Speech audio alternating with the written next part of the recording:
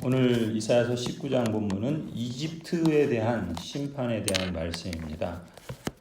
우리가 읽은 본문은 세 단락으로 나누어서 볼 수가 있는데 전체적인 내용은 하나님께서 이집트가 자랑하는 것들을 조롱거리로 만드시겠다, 그런 내용이죠. 첫째 단락은 1절부터 4절까지인데 이집트 사람들이 의지하는 신들을 조롱거리로 만드시겠다라는 내용이고요. 또 둘째 단락은 5절부터 10절까지인데 그들의 경제력, 소유, 부, 그것의 근원이 되는 나일강을 조롱거리로 만들겠다라는 내용이고, 세 번째 단락은 11절부터 15절까지인데 이집트 사람들이 지혜롭다고 여기는 사람들, 그 사람들을 하나님께서 조롱거리로 만드시겠다, 그래서 이집트를 심판하시겠다 하는 내용이 오늘 19장 본문입니다. 먼저 첫째 단락을 보시면 1절부터 4절에서 1절에 그렇게 말씀하시죠. 하나님께서 빠른 구름을 타고 이집트로 가셔서 그 우상들이 그 앞에서 떨고 그래서 이집트 사람들의 간담이 높게 하실 것이다. 이 표현은 이집트 사람들에게 있어서는 그 비가 아주 중요하고 또 그 이집트 사람들은 우리가 출애굽기에서 보는 것처럼 다양한 신들을 섬기죠. 그래서 비의 신이 바알인데, 그러니까 풍요의 신이 바알인데 그 비의 신 바알을 비꼬는 거예요. 그래서 하나님께서 마치 그 비를 내리는 구름처럼 그 구름을 타셔서 빨리 이집트로 오시겠다는 거예요. 그래서 뭘 하시냐면 그들을 풍요롭게 하시는 것이 아니라 그들을 심판하시겠다라고 말씀하시는 거예요. 특히 이 이집트가 거듭되는 내부 분열이 있고 또 그 안에 내전이 있어서 당시에 이 이집트는 점점 쇠약해지다가 결국 자멸하게 됩니다. 오늘 본문의 표현처럼 형제가 형제를 치는 일이 생기고 그래서 형제도 없는 거예요. 또 애굽인들이 서로, 이집트인들이 서로를 치면서 이웃도 없는 거예요. 형제도 없고 이웃도 없어요. 그러니까 그 내분으로 인해서 이집트는 혼줄이 나서 쇠약해질 대로 쇠약해지고 또 이집트 사람들은 그렇기 때문에 우상을 찾고 마술사를 찾고 신접한 자를 찾고 또 여러 가지 우상들의 도움을 청해서 해결책을 마련해 보려고 하지만 결국 그 우상들은 무기력할 뿐이다 라고 말씀을 하시는 것이 이 첫 번째 단락이에요. 그러니까 애굽의 경우처럼 이집트의 경우처럼 이 한 나라의 흥망성쇠는 외부의 적들의 공격에서 멸망하는 경우도 있지만 많은 경우 내부의 분열 때문에 멸망합니다. 그건 어디나 마찬가지예요. 가정도 그렇고요. 교회도 그렇습니다. 강력한 외부의 공격과 어려움이 있으면 오히려 결속해요.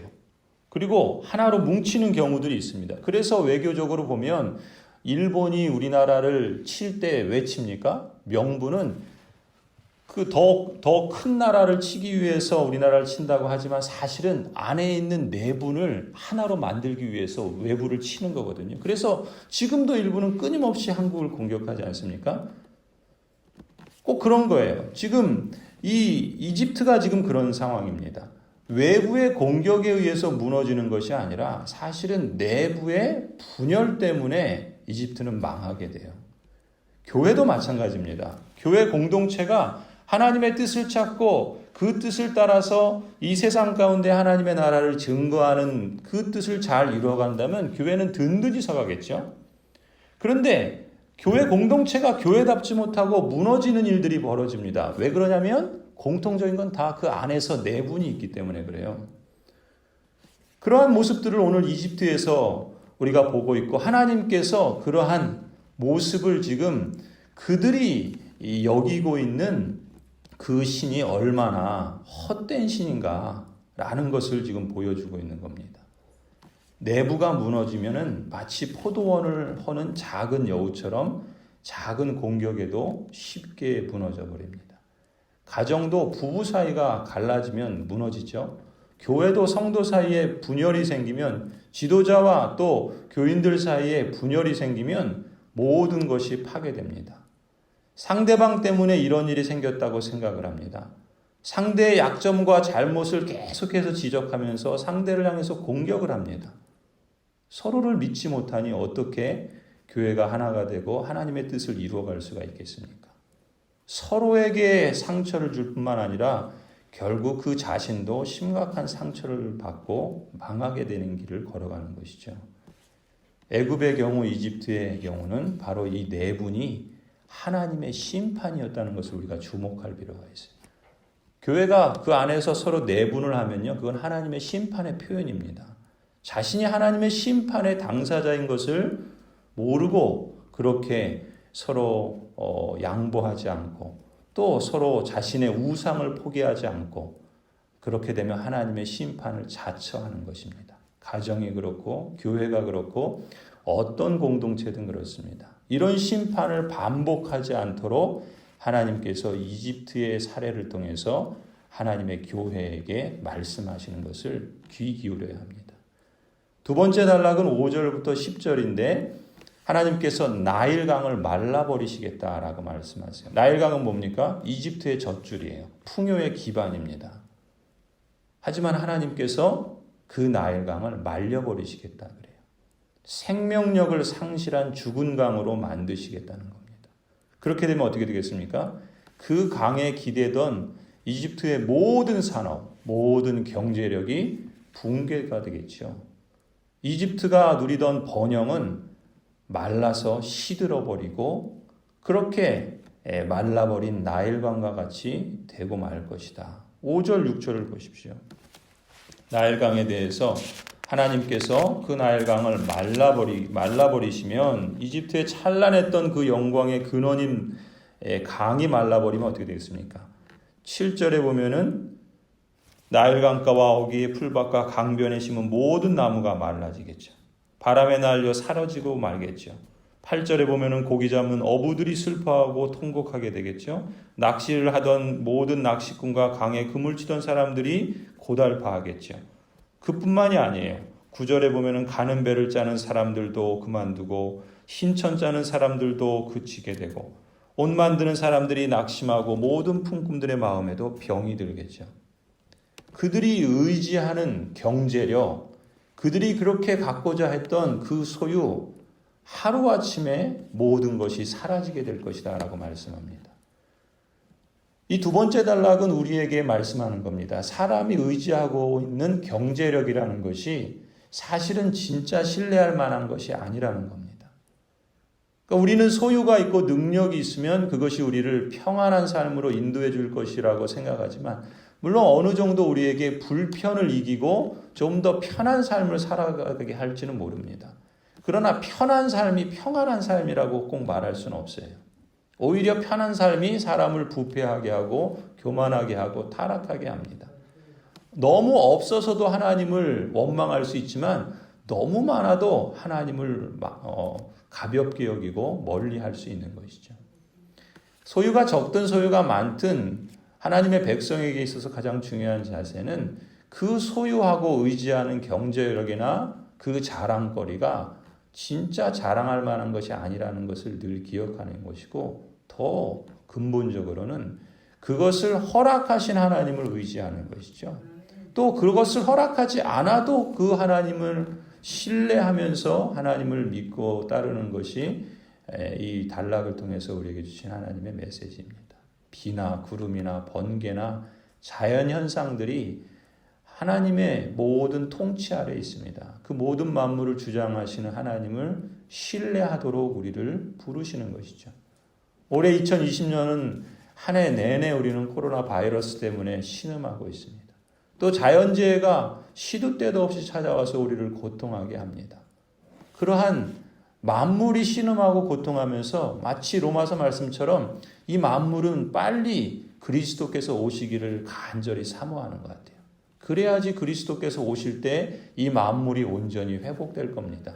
자연도 또 여러 피조물들도 그러한 현상들을 보면서 우리가 겸손할 필요가 있고 또 우리의 교만과 또 우리가 한없이 번영할 것 같은 그러한 사람들이 추구하고 의지하는 그 문명도 사실은 하나님을 신뢰하는 것 외에 달리 대체해서는 안 되는 것이다라는 것을 우리가 잊지 않아야 되겠습니다.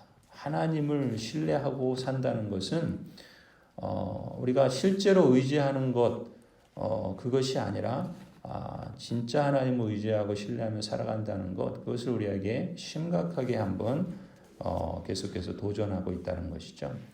마지막 세 번째 단락은 여기서는 무엇을 말씀합니까? 애굽의 그 이집트의 참모들, 또 그들은 한마디로 지혜를 자랑하던 사람이에요. 그래서 그 지혜를 자랑하던 애굽의 참모들과 그들의 책략을 하나님께서 우둔하게 만드시겠다. 결국 뭐예요?